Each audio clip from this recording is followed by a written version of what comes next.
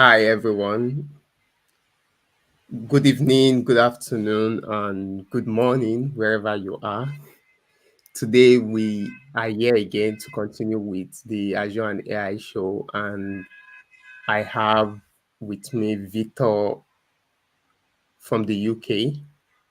He would be taking us today on the topic he started. If we continue from the topic he started last week, I also have Joseph with me from Nigeria. Joseph would also be continuing with the topic he was talking about, managing resources in on-prem and also in M365. Then I have with me here Stephen from the UK. I also have Sarah from Ghana. So just before we move on, I would be, giving over the floor to Victor to continue with the demo he started last week. So we'll go from there. Okay, Solomon, thank you very much. Thank you very much, everybody. I hope you can hear me. If you can, one way or the other, you indicate. Yeah, Sometimes, yeah, loud and okay, clear. that's fine. Yeah.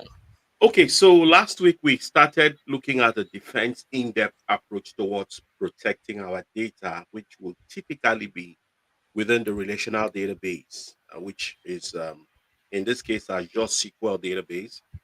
But of course, whatever we are going to be saying today is not just going to be applicable to uh, hosted applications, to hosted databases or managed databases. It's also going to be applicable to on-premises databases, what we are going to be talking about, with the exception of the availability, which we are going to talk about. Well, but a bit of moving on a tangent here. Of course, the news that is making the buzz all through the last 24 hours is we've had cyber security. Well, some people will not want to call it an attack. They'll say it's an incident. Some said it's not a cyber attack. Some say it's not a security incident. But my take on that is this: as long as it affects any of the CIA stuff, it is a cybersecurity incident. And in this case, did it affect availability? Absolutely. So if it affects availability, it is a cybersecurity incident and it should be treated as such. And it's a place I have been before, though not on a global scale. A lot of the people that have to scramble to do that, they will be doing a lot of sweating.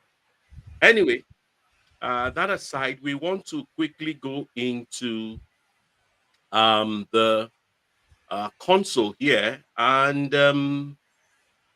I will be moving straight up into Azure. And please, you see my screen, let me know.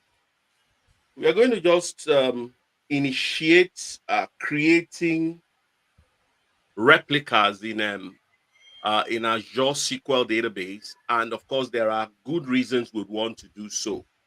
Yes, we have a lot of redundancy and availability built into the service, but bad things happen. Case in point is what happened over the last couple of hours and affecting lots of businesses. So, one of the things you do not want to neglect for whatever reason is availability. So, we are in the console. Last week, we created resource groups, and that's the resource group we created there. And within the resource group, we created an instance of Azure SQL database. We created that's the database there, that's the server there. So what we want to quickly start, because it's going to take us a while to do that, is to see we want to go ahead and create a replica. Now, why would we want to do that? Two reasons. The first reason, of course, which is the most important reason, is for if we are in a scenario where an entire region fails. And while it is not probable, it is something that can happen. And a lot of us also, we seem to forget one thing, and that is the internet and with it, cloud computing was created to solve one problem, and that is to withstand a global scale disaster, such as a nuclear holocaust. That's the reason why the internet was created. such that if, well, we decide to go the path of mutually assured destruction and somebody nukes one person and the other person responds, then we expect that we have our services operational. So that's one reason. Another reason is we've had tsunamis that occur on a regional scale. Case in point was sometime in the early 2000s where we had a tsunami sweeping through parts of Asia. And if your data center is primarily hosted in such an environment, then you want to do this. So we want to go ahead and create a replica here. So we just go to our database. I'll just go ahead and can see we don't have any replica currently. I want to go ahead and demonstrate how we would be creating a replica. So I'll go ahead and click on create replica. And it prompts me for a number of things here. Create SQL replica and all of that. The first thing I want to do is I want to go ahead and create a new server. I'll give it a name. I'll just call it replica to know that it is a replica demo SQL server, for example.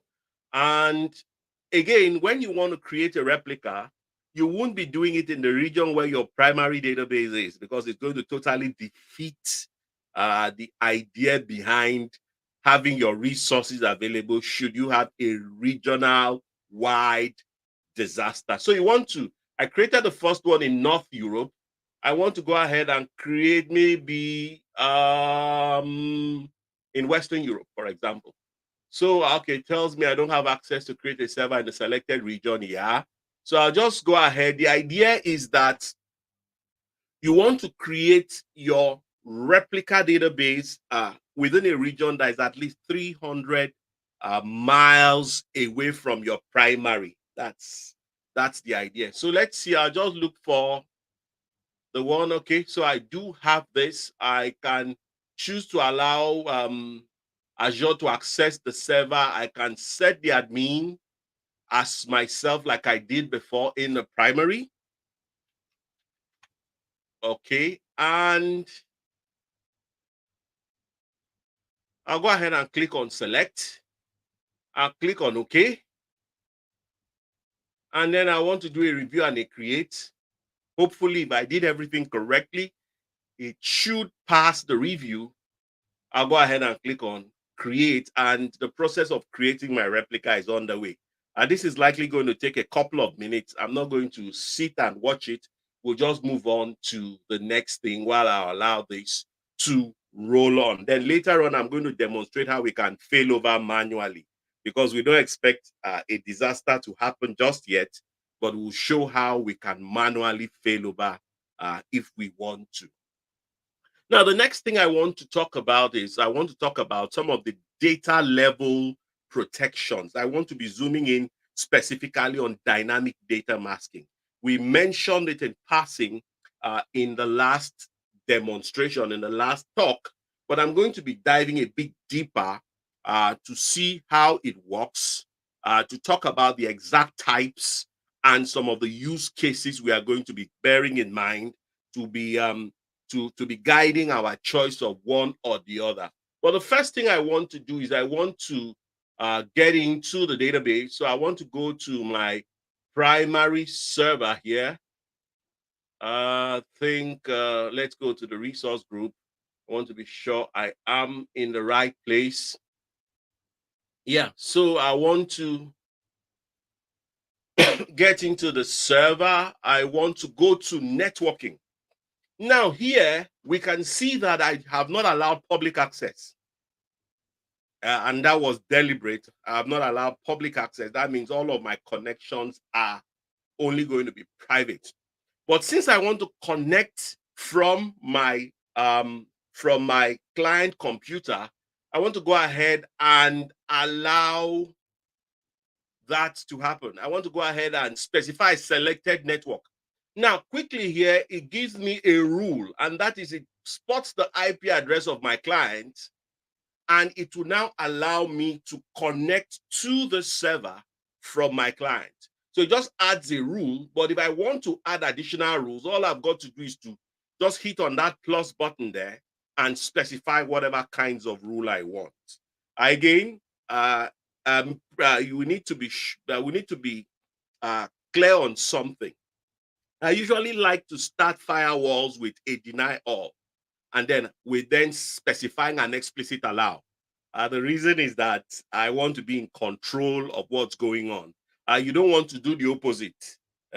Allow all and explicitly deny. That's very, very important.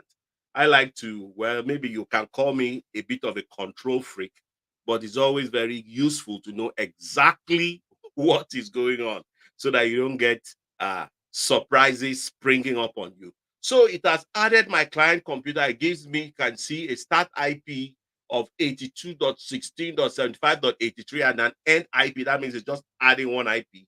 I'll just go ahead and hit on save.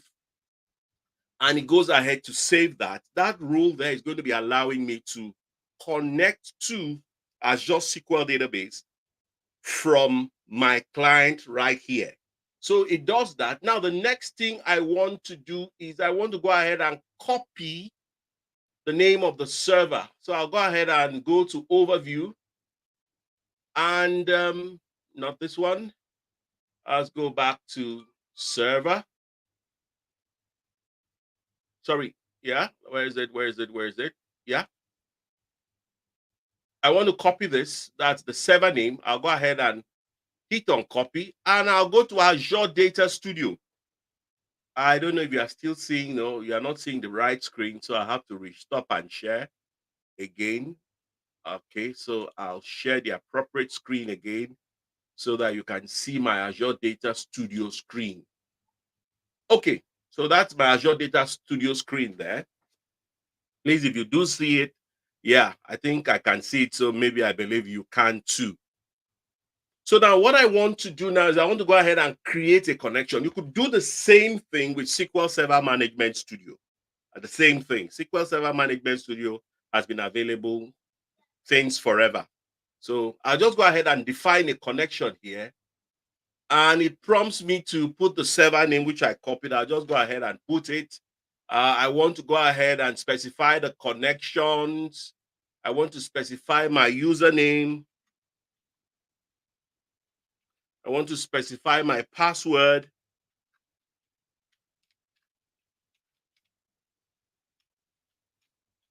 And then I want to go ahead and if everything is fine, it should prompt me to load a connection. I'll just go ahead and hit on connect. And there we are. It creates a connection. So this is the server I want to be working with. And that's it here. It's currently online. So I do have a connection to Azure SQL database from my client. So that's typically how the average person is going to be interacting with Azure SQL database. It's not actually best practice to go to the query editor in Azure SQL database to be running your queries. While that is possible, that's not exactly best practice. Now, before we move on, let's zoom in again on talking about their dynamic data masking. We want to see what it is specifically and what why we should care about it and some of the things we can do with it. So I made a few notes. I decided not to go PowerPoint this time. I'll just make a few notes which I'll be annotating along with. To share entire screen so you don't keep on like Okay, so stopping. I can share the entire, I'm a bit new Yeah, with this. that So would let's work do better. that again. I'll share the entire screen. So you could switch. Yeah. Okay, screen sharing is easier. It tells me share screen, but share screen, it doesn't give me that option here. I just have a share screen and I don't see anything like share entire screen. Oh, okay, I see. Okay, I was the one that didn't look carefully. Thank you. All Okay, so I'll just click on that. Okay, so we're going to be looking at what dynamic data masking is. Well, first of all, what we want to know is that everything we are talking about, like I said at the beginning, is not just applicable to Azure SQL database. It's applicable to manage instances. It's also even applicable to Azure Synapse Analytics. That is when you are using it within the dedicated SQL pool. Uh, this is what used to be called Synapse Data Warehouse before now. It's now available in two flavors. It has the serverless SQL pool, and it has the dedicated SQL pool, which allows you to do a lot of things. If you are in the data engineering space, you probably have used uh, uh, dedicated SQL pools or Synapse Analytics generally. So, what is dynamic data masking? Basically, it is a way that allows you to prevent unauthorized access to information that is stored within your database. So what does it do? It specifies how much of the data that you have tagged as sensitive that it can reveal to the appropriate people. Question is, why should you care? Well, sometimes people need some information to be able to do their day-to-day jobs. I give a typical scenario. Let's say you work in customer services within a financial services industry, and somebody has gone to do a transaction that is in dispute. Okay, so they placed a call to the service desk, and you are the one that picked it up. Okay, so you want a means of knowing the details of the card that you are going to be using to resolve the issues that may have come up. And at the same time, you don't want to know too much so that, well, you don't want the service desk person to know too much, because knowing too much may be in violation of regulations and policies, could even be illegal. So dynamic data masking just allows you to give just enough information to be able to do that. So a service representative can confirm the credit card details of the customer, but will not know the entire thing. Typically, a subset of that record is what is going to be made available to the person. So typically, to be able to do that, you are going to be using dynamic data masking. And dynamic data masking comes in a number of functions. The first one is the default function. Now, within the default function, you'll be using it on, well, data that is 4 characters or so. And then you'll be using it on different kinds of data types, like we can see either nchar, ntext, varchar, and all of that. You could also use it on dates. So when you want to hide or you want to obfuscate, which is the more technical term to use, that data from people, you would be using one of those things. You also have credit card kind of masking here. We can see here, it will be for the credit card function, it's going to be exposing only the last 4 digits of the credit card. So every other thing is going to be masked with X, X, X, X, and all of that, and just the last 4 is going to be exposed. So we also have the email function. Now we can see the email function here. It exposes just the first character within the username or the email. And then, of course, all of the domain, all of the email domain is masked, and only the top level domain, that is the .com, .org, .net, .edu, and all of that is exposed. We've got random numbers as well.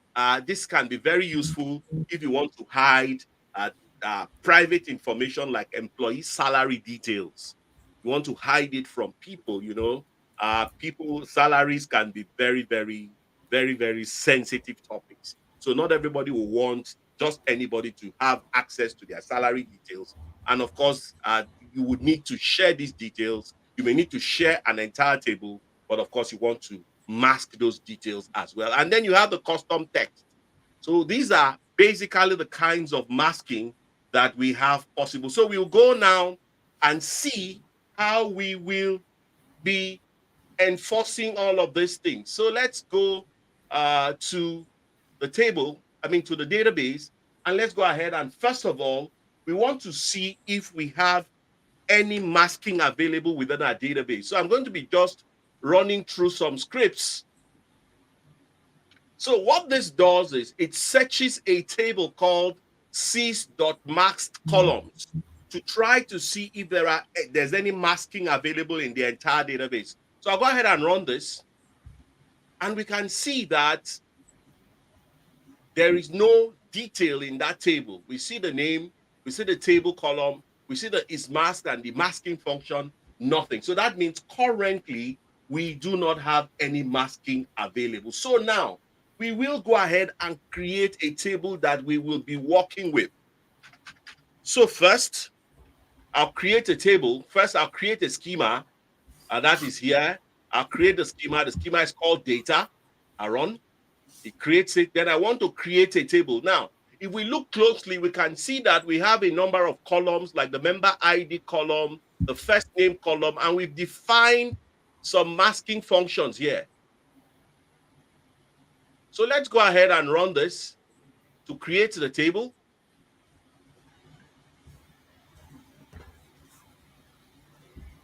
So the table is created. Now we want to insert values into the table. Okay, so this is just basically inserting 4 records line by line. I'll go ahead and insert into the table. So we have inserted and all of that. So now what we want to do next is we want to now create a user and assign the appropriate role that will allow the person to query the table and see, and let's see what the person is going to have as a result set. So let's go now. I've created a user called masking test user. I did not specify a login for the user, and I want to grant select on the schema. Remember, I created a schema called data to the user. And then the next thing I do here is I want to run the query as the user by impersonating the user using the execute as command. So I'll do all of that in one go.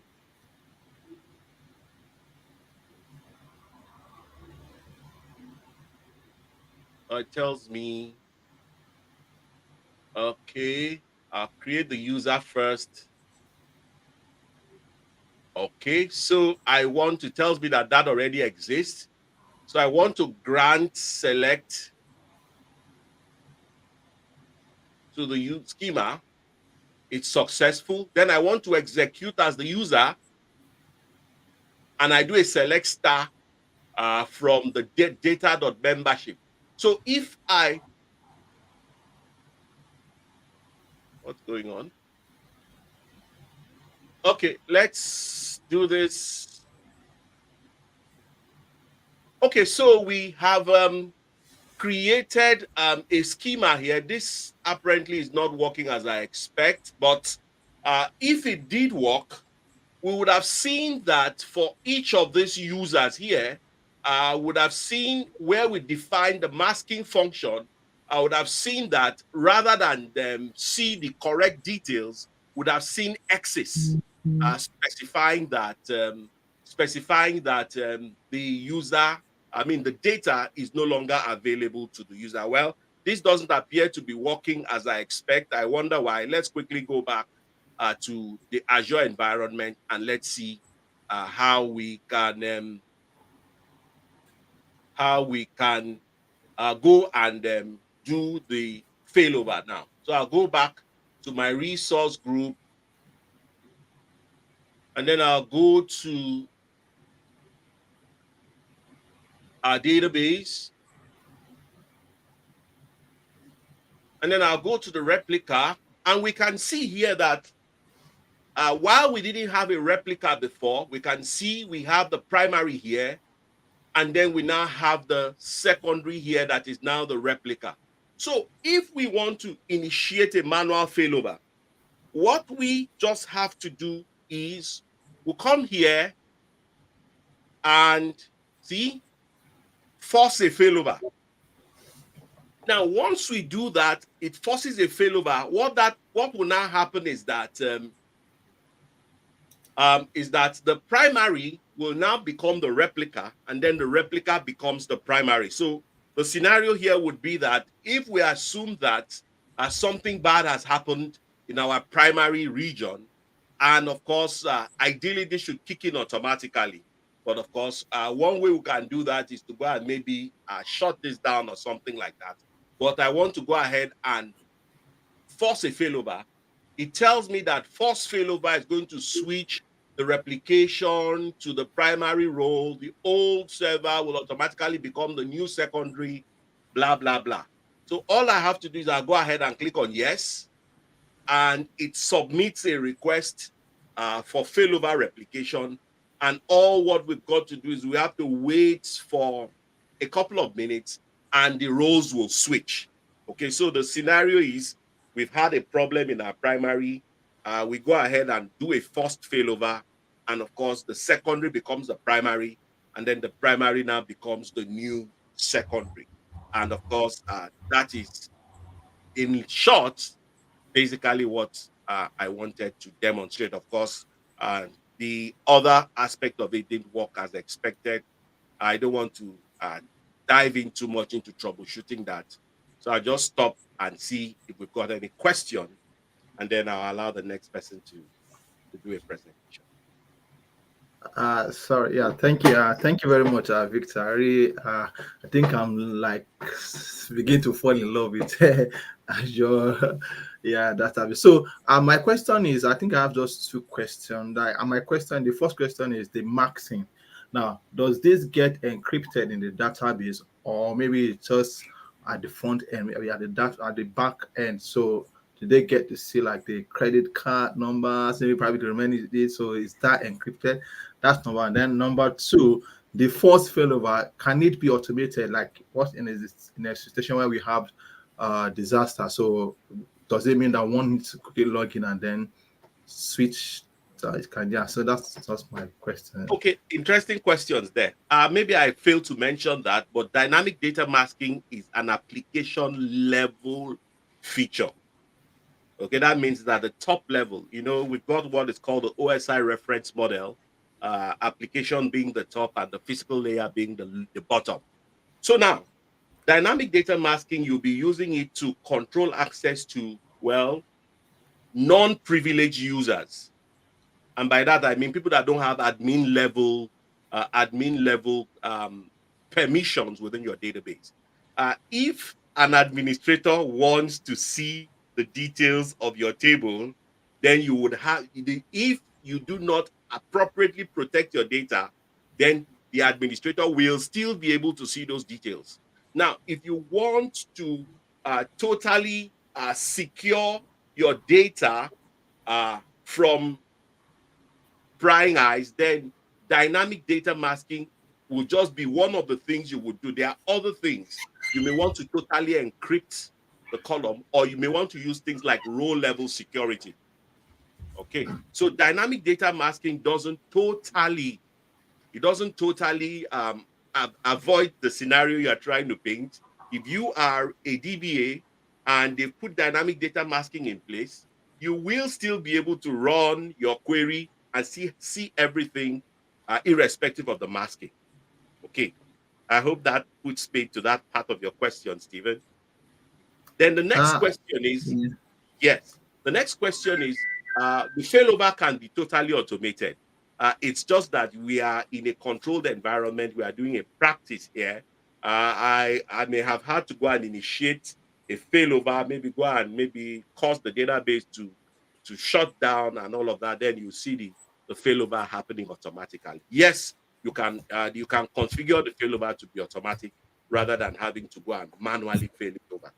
Okay, I hope Stephen, I hope he's not offline. I hope that answers the question. Yeah, that was a very great presentation from you, Victor. And the energy that you use in always presenting, I think, is something that is contagious as well. Okay. So yeah, thank you so much for that presentation. And Stephen, I think you went off a bit. I guess that answered the question for you. I don't know if you had the Yes, yes, yes, yes. Because I'm just actually curious about the back end. Like I know, because I know, I think that is that probably like in web design, that this encryption level you use for credit card, that no matter how don't get to see whatsoever details of the customer and things like that. Yeah, I think it's fine. Okay, great. So right now, I think Joseph, it's time for you to take over and give us what you have for today. Okay, so like I mentioned last week, Victor, I envy the way you present with the whole of energy.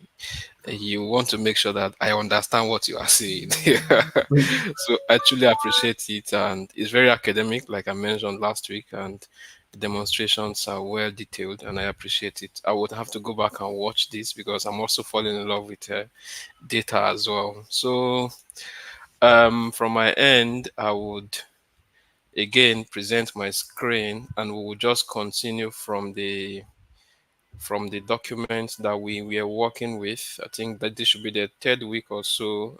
We just share this, and I will do share entire screen. I will share this screen for now.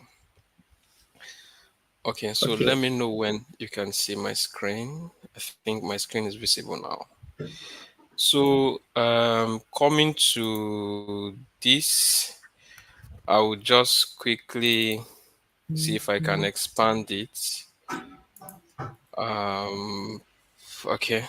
So bringing my eyes closer, I see that we were already at the step to create group from Exchange. We did that last week. So I want to look at adding members. We also did. So I want us to look at distribution group today, and then step to creating distribution group from the M35 admin center, from the Exchange Admin Center, and then that may just be all we're looking at, because I think the next thing there on the line, on the mean on the content is security group. Maybe by next week we'll look at security group. So we'll be looking at distribution group today, which is also called distribution list. So what is a distribution group, or what is a distribution list? So distribution list, this is Microsoft Doc. I will encourage you to take time to read through it. I also take some materials from here to make up the one you see in my profile.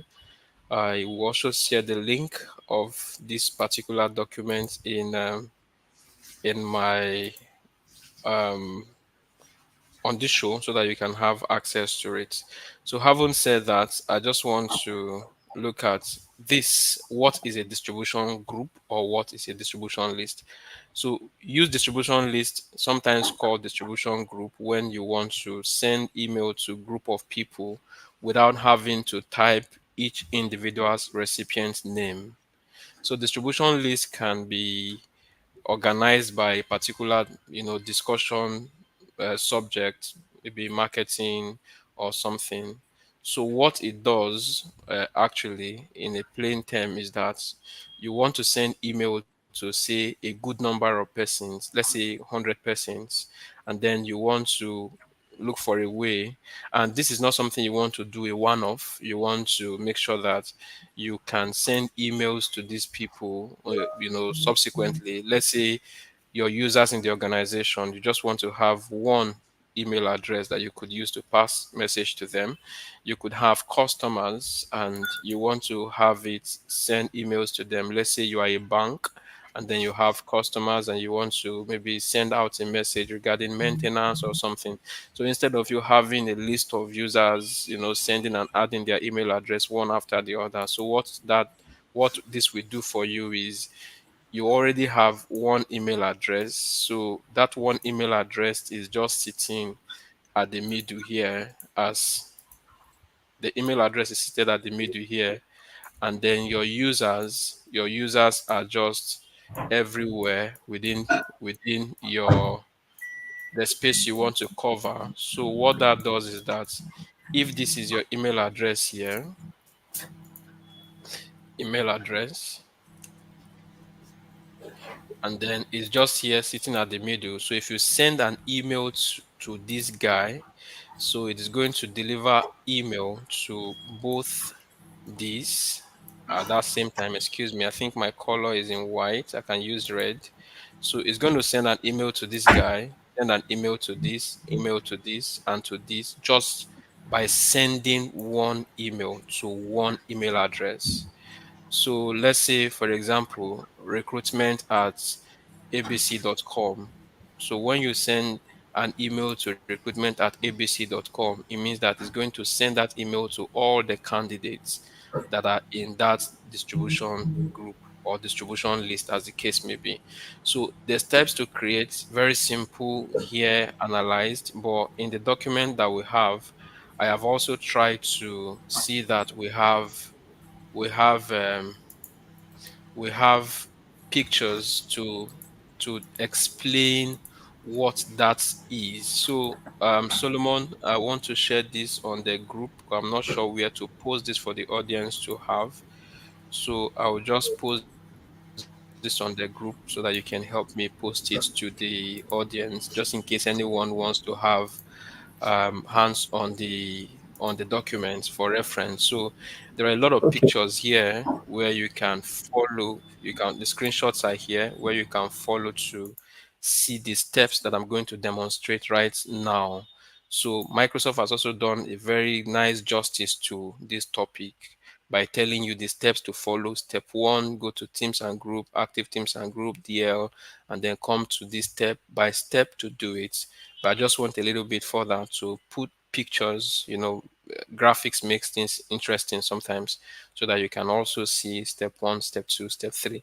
So the document that will be shared on the chat will be very useful going forward because we are going to be making references to it until when we finish, then we can roll out the next one. So having said that, I want to just bring us to the demo session so that we can see how it goes. So very important again, I will come back to the on-premises environment, the Windows Server environment, where I have shown this before, but it's good that I just get back to it and then show it again here, just for the benefit of those who may not be on the call as at that time that this was demonstrated. So this is my Windows Server, my AD, my Active Directory environment. So once I'm here, I just go to Tools. For example, I can follow this route to come to Active Directory users and computers. Where are you here? So if I come here, I would have my organizational units here. You see them here. So this is Joseph July. So maybe I will have Joseph August when we get to next month, but we are still here. So I have in this place, I have distribution list already, or distribution group, as you may want to call it.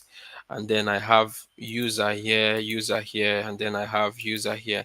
So if I want to create a distribution group, I will just go to the OU that I want to create the group. If I right click and I go to new and I come down to group, so if I pick on this, so what is going to happen is that I want to just call it, since I have AI distribution group in one of the demos that I did on this show, I'm just going to call these Azure distribution GRP. So if that is what I want to give it, so I want to just copy this. So what is here is that if you look at this on the AD, I think I emphasized this the last time also, we have the scope of the group and then we have the group type. On the AD, we have only two types of groups that we can create, and one of it is security group, which we will be dealing with by next week or the next time that I'm going to have a presentation from this document. So if you have the link to the write-up, you may want to check the security group out even before the next session. But this is what it is. You can go the route of distribution group. So if you click on this, it means that the group you are creating now is a distribution group, not a security group. So if I click on OK, so this is the group, yet we don't have an email address for it yet. So I may want to give it a description here to say this was a demo distribution list. Most time is DL that is popular, but it can be DG in this case, but I think this is fine. So I may just want to come here and call it this distribution group at G. I may just want to come here and turn this to a small d just to make it fine. And then I will say dots this. So I may just do Azure dots this, and then I'll click on apply. So click on OK. So now what is here is that what I just need to do is to send an email to this at mydomain.com. I think my domain is what? My domain should be joseph.local. So if I come to my user, for example, I should be able to see I should be able to see that detail. Maybe this other one AI, but I know that my domain is joseph.local. So what that means is that if I want to send an email to people whom I'm going to add to this DL. So I think I left one step. The step I left was that Azure DL, I'm supposed to come here and say add member, and then I'm going to search for the members that I want to add. I think I have Azure user. I can also add a group directly. I have Azure show. I have this user, so I can add this user just as an example. So if I send an email to this notepad, if I send an email to at joseph.local, so let's say this is the email address that I want to use to send email. That email will get delivered to those people that I've added to the list. So good thing is that this can be created here and then it will sync to the cloud if I have synced this environment to the cloud, and things will go following the route to have a registered domain and verified, then emails can be sent successfully. So let us come back to the cloud where my primary focus actually is. I'll just quickly bring up one of my environments to the screen here. I appreciate one thing I learned this year. It's as simple as cmd.ms, and I learned that from Jeremiah Solomon that you have on the call. So I appreciate you for this shortcut. It has actually helped me a lot to see how I can get into this admin center. So how? I'll just do cmd.ms, as simple as it is. So it takes me to all the possible admin centers that I may want to explore in M365. So if I want to go to creating distribution list. So, or distribution group, as you may want to call it. So I may want us to check here. So we'll have three admin centers that we want to check availability of this feature or functionality. One is the M365 admin center. Two is the, excuse me, I think I need to quickly authenticate.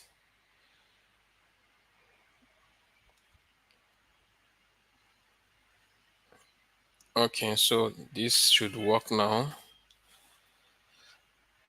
So I want to go to M365 admin center. I want to also go to Entra admin center and Exchange admin center. So let's see where this is available. The distribution group or distribution list. Is it available in M365? We've seen from the Active Directory that it's available. So we want to look at M365. Is it available there? We want to also look at Exchange, and we want to look at Entra Admin Center to see where we can possibly get that feature. So having said that, I will just come to maybe start from I will start from M365. So I'm just waiting for it to load properly. So what we do, so from M365, as we did it the last time, we're going to move into Entra Admin Center. And when we move into Entra Admin Center, then we're going to move down to Exchange to see where this is available. So sometimes people don't give consideration to checking where these things are. That's why I want us to put us together and see where these things are possible, right? So let's start from here. So how you do it from even the Microsoft documentation, it asks you to come to teams and group, active teams and group distribution list, and then you go to select our distribution list and then set up the basic information and all of those, assign owners, and yeah, we'll see all of these steps. So like I mentioned, you can also quickly go to the documentation and you would have it there. So having said that, it means that we are coming to teams and group, active teams and group. That's the second step, right? Now, having gotten here, so the next thing we want to do is to look at here. We have teams and M365 groups. I've explained this the last time that teams is a Teams enabled group directly, but you can have M365 group that is not Teams enabled. But before you can enable an M365 group to be Teams enabled, all the owners, in capital letter, all the owners must have Teams enabled license, else you will not be able to convert an M365 group to a Teams group. Let's leave that by the side. So the next thing is the distribution list, which is our present, and then the security group is our future on this learning journey. Okay, so we are coming to distribution list. If we come to distribution list, we'll have option to add a distribution list. So on the AD, we had it as distribution group, and here we have it as distribution list, and that's why Microsoft thought it wise to say create a distribution list slash group, so that nobody gets confused when going through these steps. So we're going to just quickly add distribution list. So we're going to give it a name. So we're going to call it M365 underscore DL. So I'm just going to do this and copy it. So that is just we'll just put a demo here on the description. Is important just so another person who has access to this environment would understand. So that is speaking to the basics. So the next thing we want to do is the owners. So we'll do next. So doing next is that, again, observe this. I cannot move on here. I'm clicking it. If you can hear the click of my mouse, if I don't add an owner, say group owners, you can see that it said distribution list and we are right inside and it's saying group. That's why Microsoft had thought it wise to had pronounced that earlier, that yes, it's a list, but it's actually a group.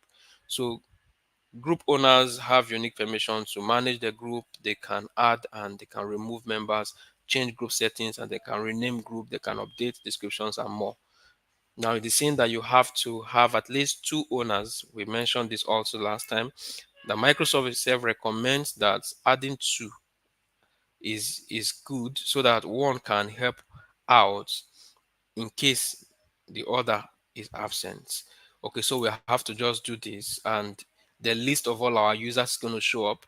So if the person you want to make an owner does not show up here, you can quickly type the name. I don't know if I have a user that starts with D as a name. So if I type D, let me see if I'm just going to see. Yeah, so this guy is here. I'm just going to make him an owner of this DL or DG as the case is now. So I'm going to do next. So doing next is going to show me that I'm going to owner. So I just do next.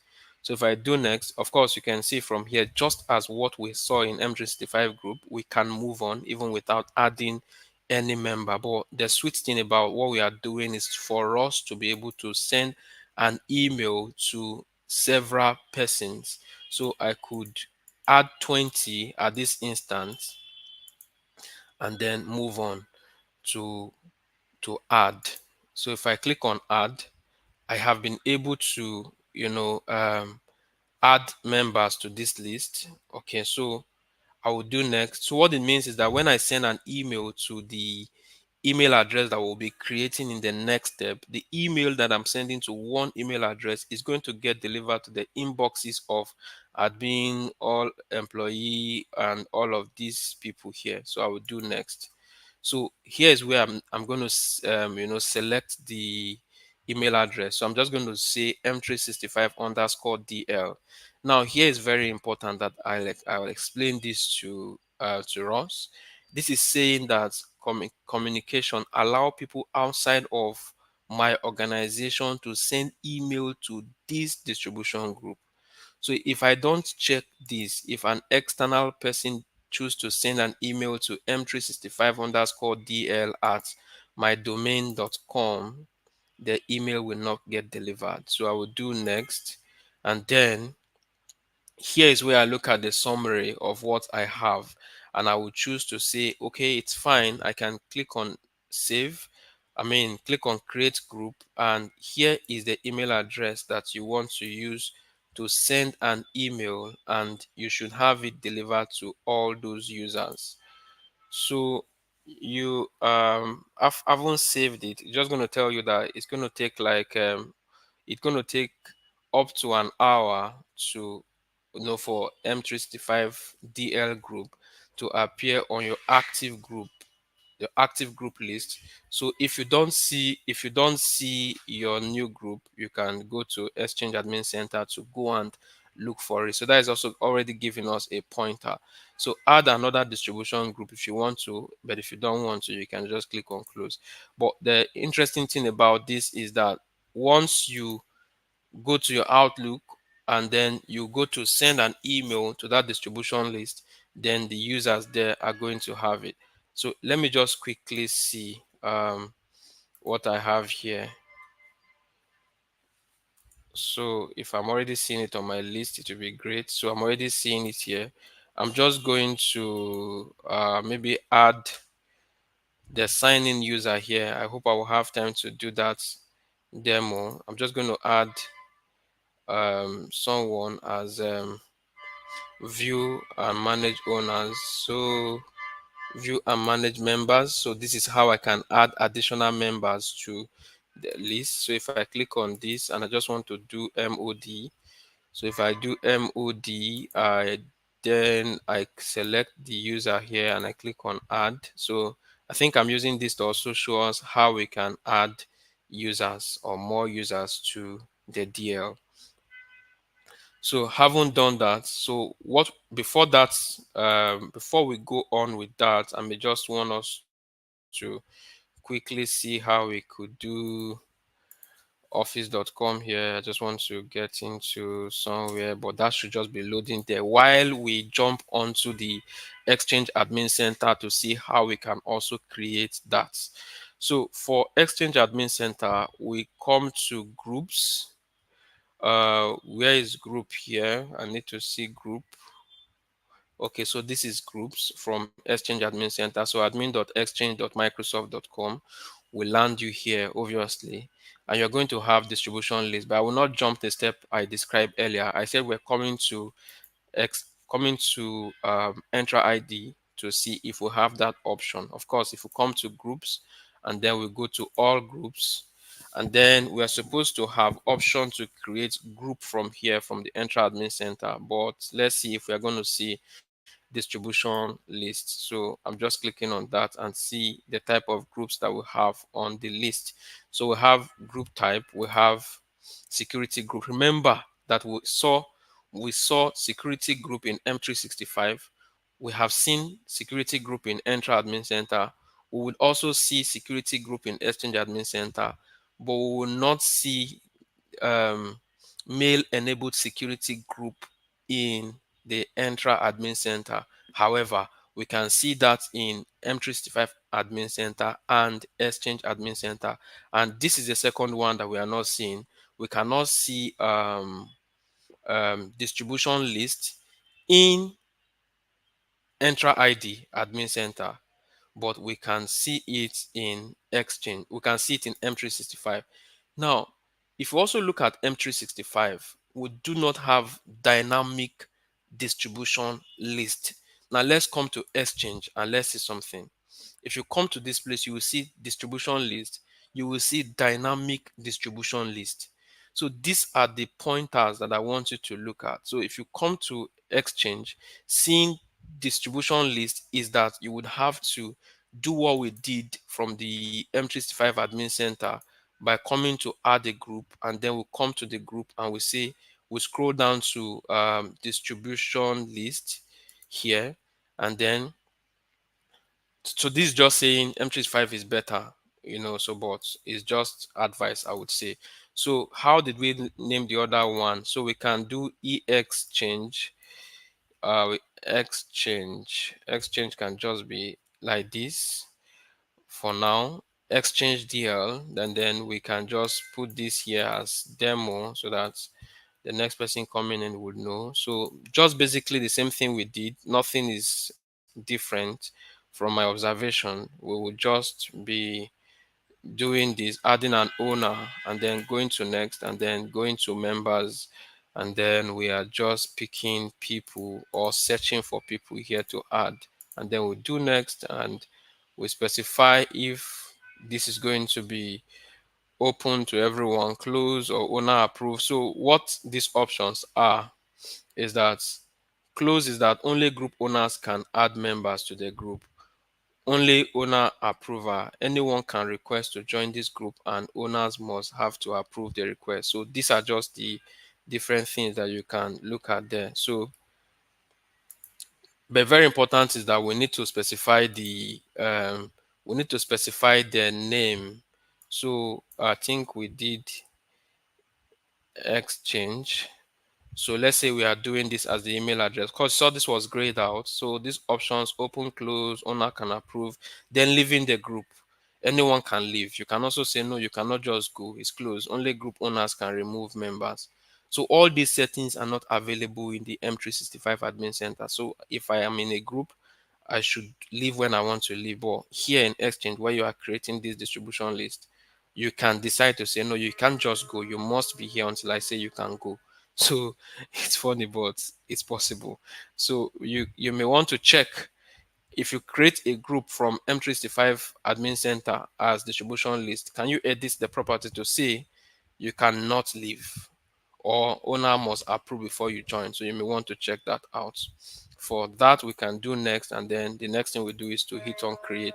So that is already getting created. I was just trying to see if I could sign in here and do a test email if time still permits, because I know I have around 4 minutes to go. So having said that, um, I'm just going to show you around dynamic distribution list. So maybe when we are doing dynamic group is also either not cover on this document, but the next episode that will be coming out, I will try to work extensively on dynamic group. But for dynamic, this is just steps. So I'm just coming down to dynamic distribution list. Where is it? Mail enables dynamic distribution list. So if I go to next, and then I will just call it, I just want to call it test because time is not on our side again. I just want to call it test, and then I will just call it dynamic distribution list. So if I do it this way and I will just do next and I will just say all recipients was here, owners. So specify the type of recipients that will be members of this group or recipients, only the following. If we come here, users with exchange mailboxes, we have options, different options to select here. We can say all recipients, then we can search for owners of the group. We can just pick someone who is going to be an owner, so that will give us option for next. You're already seeing that there is this a very striking difference between the distribution list and the dynamic distribution list, and you see that creating the same distribution list from M365 admin center is not the same look and feel with when you are creating it from the exchange admin center. So this again give us a granular control to see what we can set. So members in this group will be determined by the set of following. So this time you are going to choose the attributes with which users automatically become members of this. So let's say we are going to use department. I will say users who have department as IT are going to be the ones that are going to be members of this group. That is called the rule. So you can decide to add another rule to say users in IT whose maybe state is X or the country is Y. You can set all of that, but I only want to give one condition: department IT. That's all I want to be. So the good thing about this is I don't have to manually add anybody. So as people keep joining the company and their department is bearing IT, they will keep getting added to this distribution list. And when their departments are changing as well, they tend to also change from those departments. So I'm just going to quickly do this, and then it will just check for me basically if that email address is unique within the directory, and I am fine to hit on create. So I don't think there is time for me to quickly send a test email because I know we are on top of the hour already. But if I send an email to the M365 group, which is this one here, I will expect it to get delivered to mod admin because he is a member of allow. So new, just see if I'm already on top of the hour.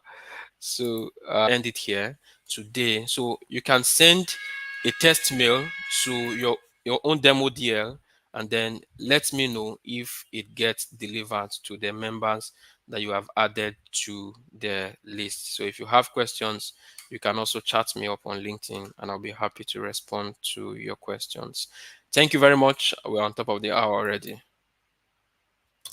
Thank you so much, Joseph, for that great presentation. I think today you and Victor, you did justice to your presentation, and getting to explain the DL where you can actually create them, because I know I last week I had to have this conversation with someone about the types of groups you can see when you're using the Entra ID, and also when you're in the Exchange admin, and also when you're in the admin portal for M365.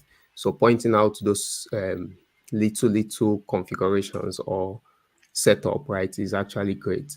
And for everyone that have been watching us live, thank you so much for joining the Azure and AI show today. Frank is not available at the moment because he had some activities he needed to handle today. So next week Frank will be available on the show, and we would continue from where we stopped this week. And thank you everyone for all the guests. Opeyemi, Sarah, thank you so much, and we'll see you guys next week. All right, bye. Bye bye. Bye. Bye, Sarah.